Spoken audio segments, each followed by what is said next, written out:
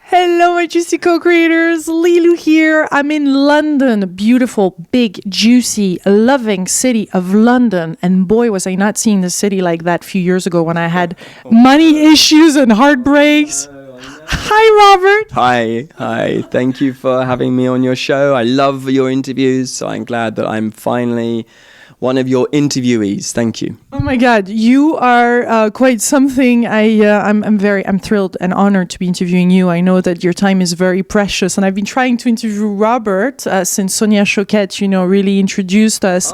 And I've been wanting over and over to do these interviews. I saw you on Oprah. I saw all your most amazing interviews on A House Radio also, and those delicious books. And the latest one, I had to wait to interview you because really the big topic is love. The Loveability is your latest book, huh? Wow, that's a big topic. It is. It's as big as you want it to be. And actually, I have to say, when I was sitting down to write Love, I have to say, I just kept praying, just don't be small about this. Stay open. Be big about it. Let love be as big as it is. Let it be more than just an emotion, more than just an idea, more than just a word. Let's truly let love be as big as it wants to be. And if it's going to blow me away, well, let it blow me away. Never mind. But I think it's important that we do that. Because I think when we play small in any way in our lives, then we reduce everything else to the same size. And the goal has to be to let love just be what it is, and somehow surrender to love more and more, so that we can be the loving men and women we are meant to be on this planet.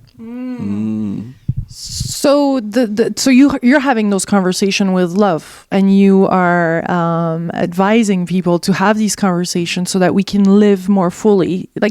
Kind of, what is the understanding of it, or where do you think our society went wrong, or misplaced love, or kind of had a wrong twist on it, so that we're here, now these days, most of the planet is suffering. Most of us don't like really our life, or are scared of not being able to pay the bills, or have, relationship issues. I mean, how did we really get there? I think you're saying in your book that this is because of our own perception on love, or what really love is. Is that right? Or yeah, I think with the great subjects like happiness and success and love, somewhere along the line we placed these things outside of ourselves. Yeah.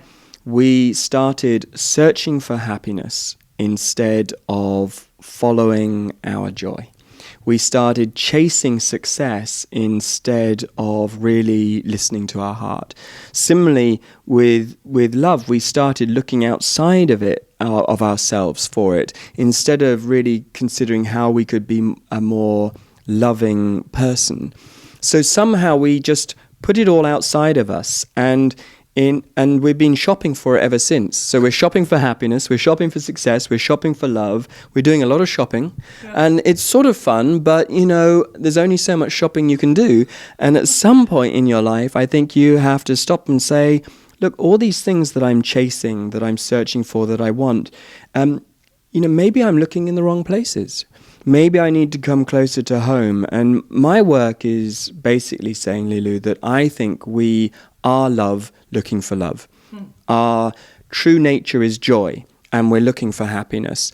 We are created with an extraordinary value and light, and yet we're trying to be successful.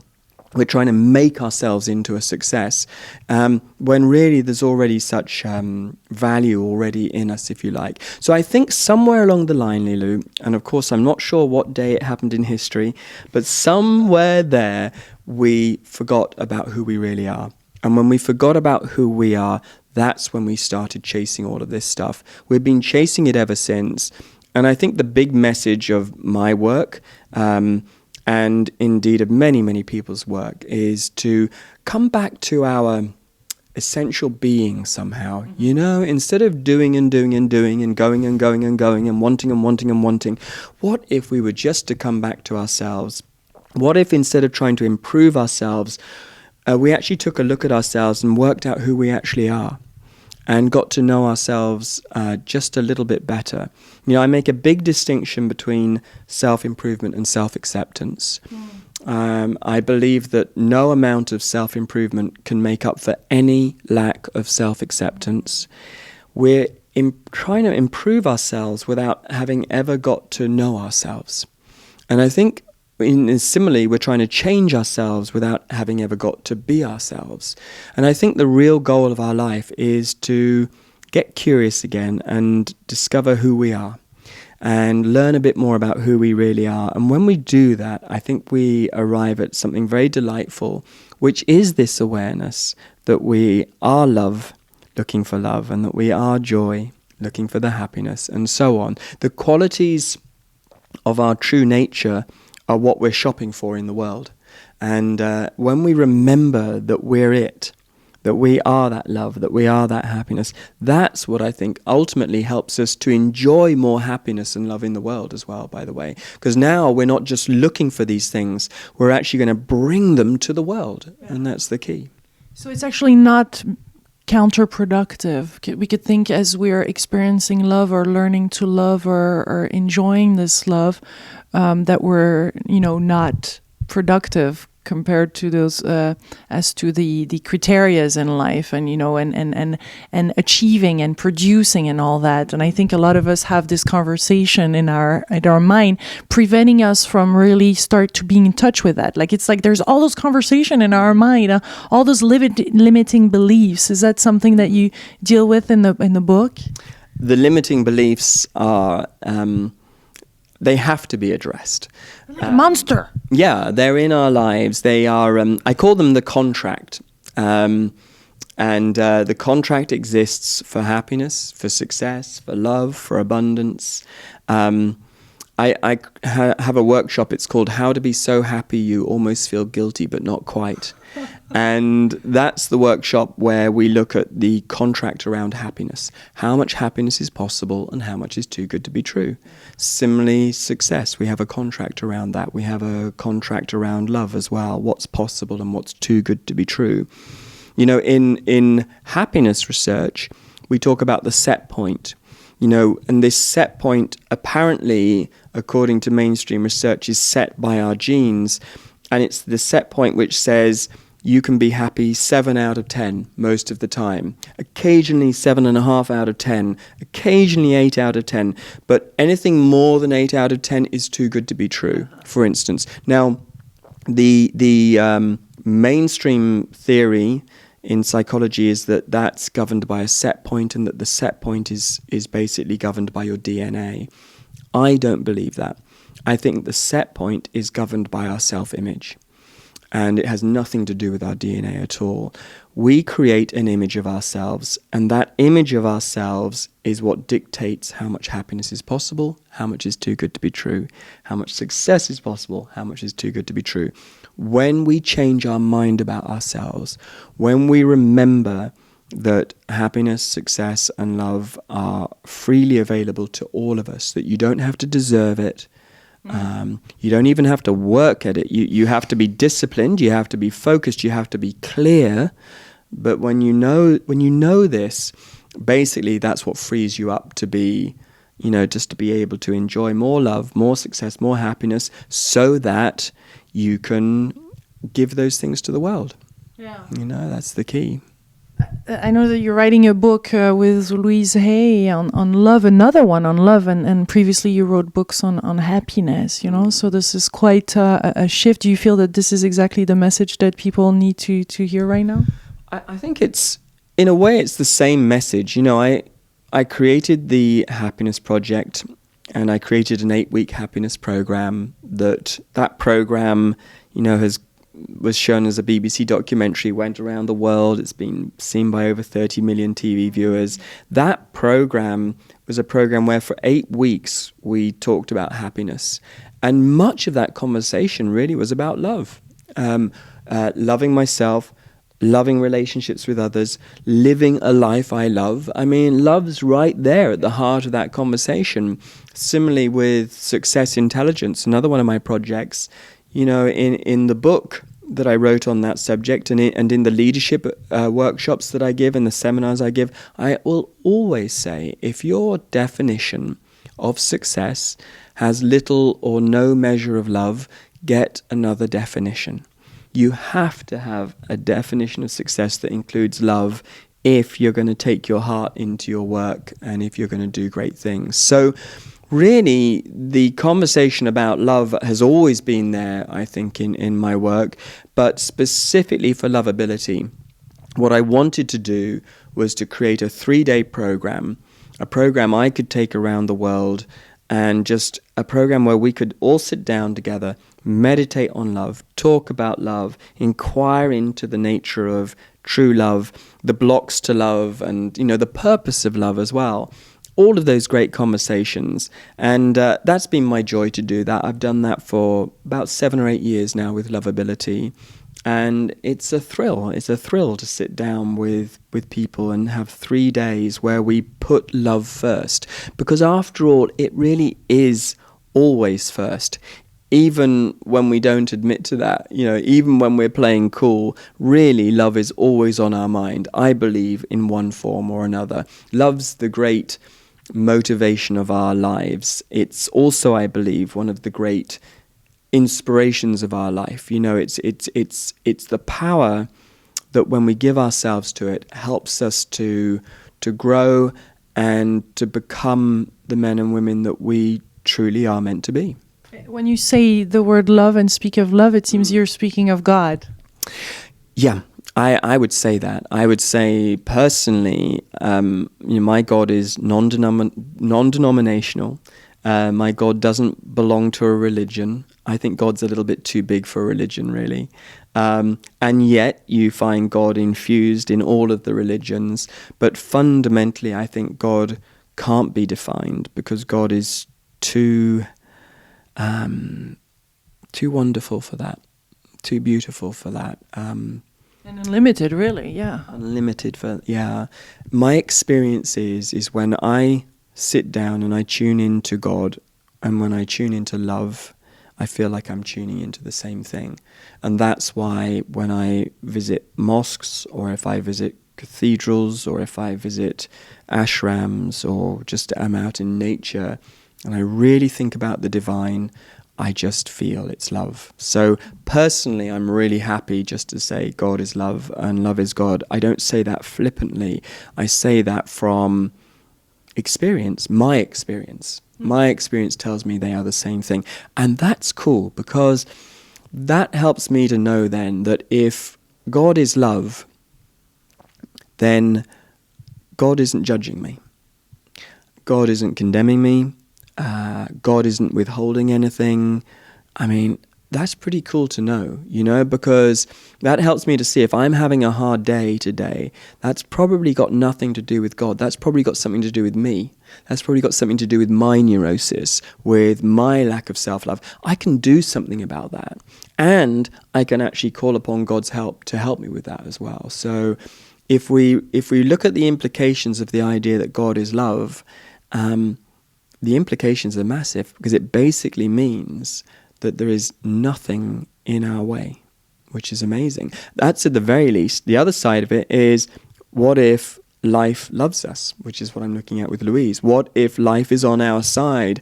And what if life doesn't happen to you, but it happens for you? That's pretty cool. Yeah. Yeah, because this whole conversation of being victims of life and it happens to us, I think this is the big paradigm shift, seeing it from a friendly, a nasty universe to a friendly one. Yeah, I mean, look, unfriendly is the word, haven't we? I mean, but we've all been on our knees and we've all had those dark nights. Everybody has, and you feel like life's got it in for you and that you're the special case, you know, and everybody else is having it easier. Everybody knows about that. Everybody does. Somewhere in that experience, hopefully there is healing and there's an awareness that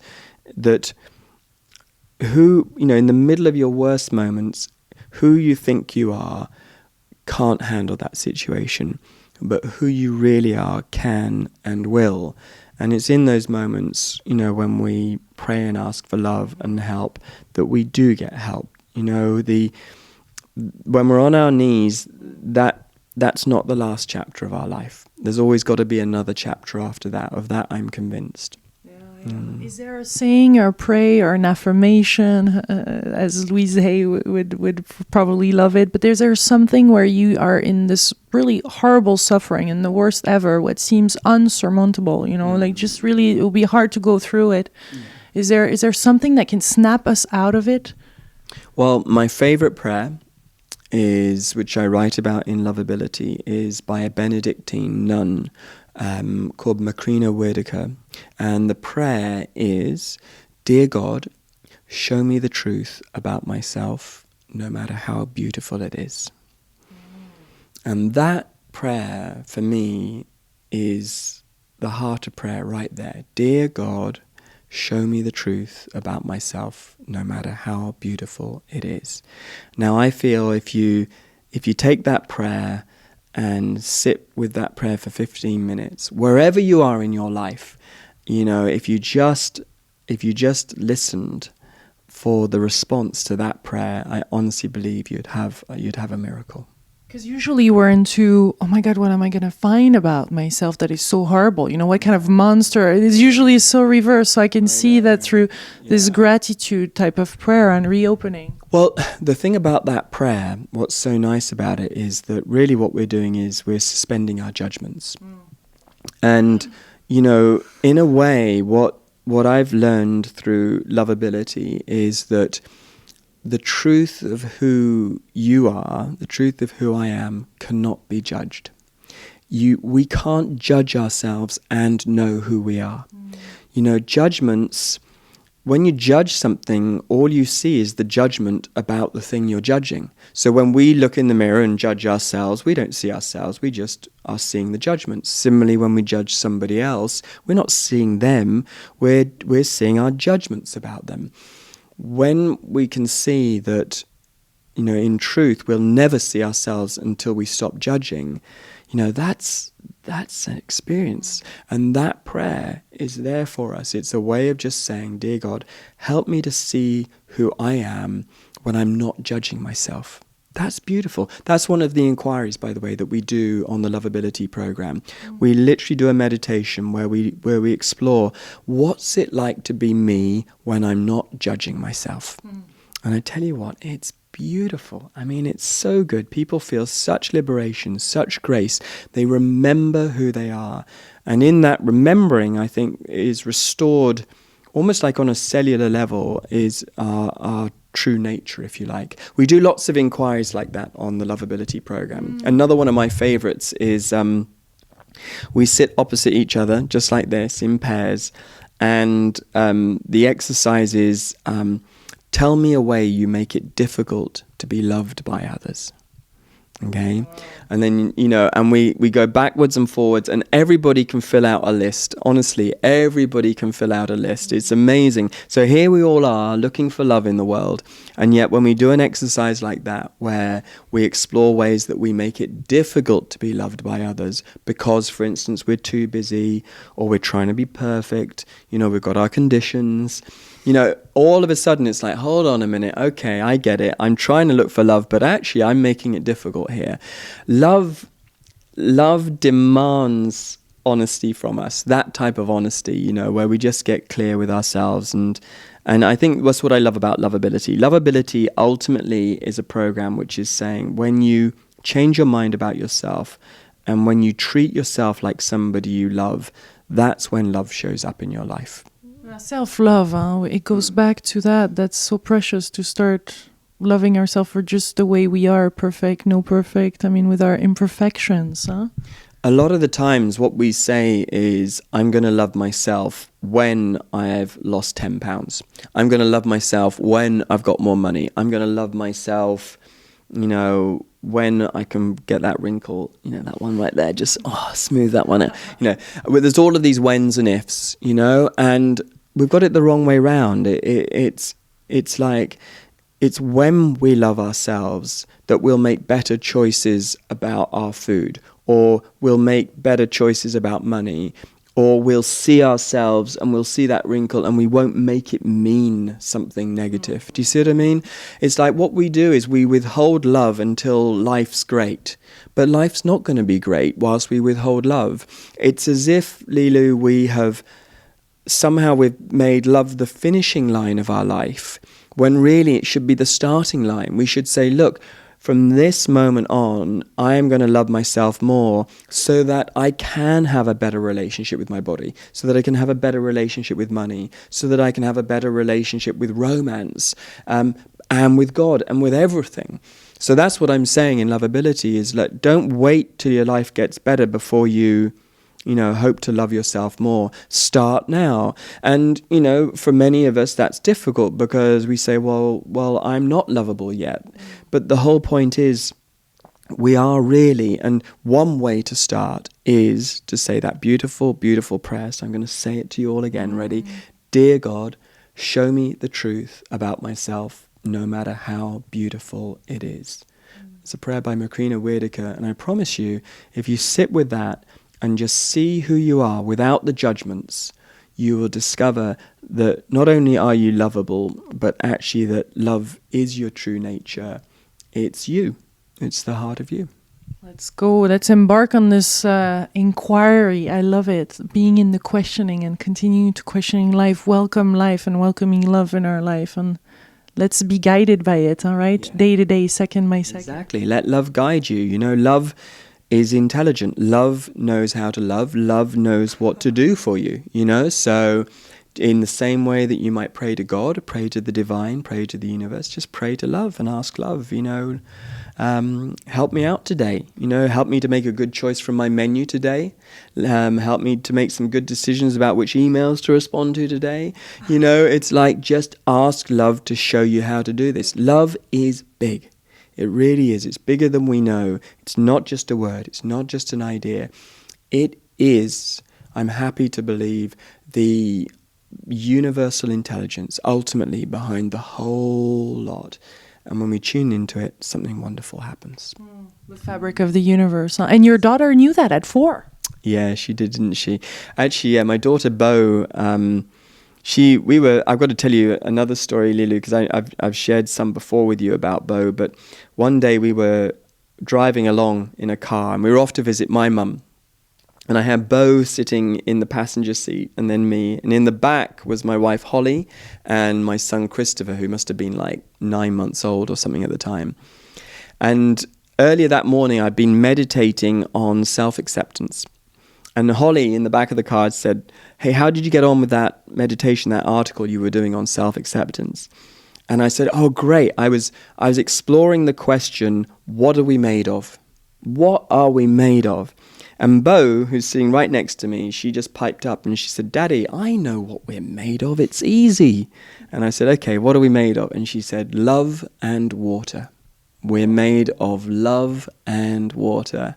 Bless her heart. That is pretty good, isn't it? For 4 years old, I was thinking love and water. Do you know what? I've been meditating on this a long time and I'd never quite got to love and water, but I'm happy to go with that. I think, I think that's probably it. So she knows, they know, we knew, we did all know. Of course we all knew this.